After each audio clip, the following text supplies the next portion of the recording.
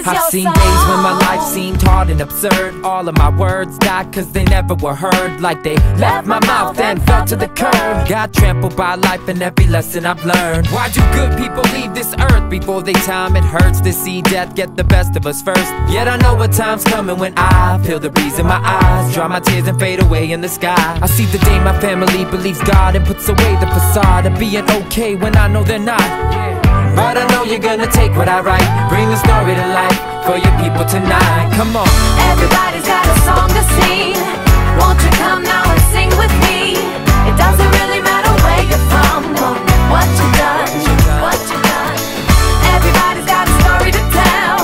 Times we tried and times we failed. So when you feel like hope is gone, keep holding on. This is your song. Everybody has a story and it needs to be heard, so let it play and resonate from the hood to the burbs. Whether your sky is gray and you've been through it all, there's somebody on this earth that is singing the same song. Someone across the Pacific is stressed from hard labor, searching desperately cause he's in need of a savior.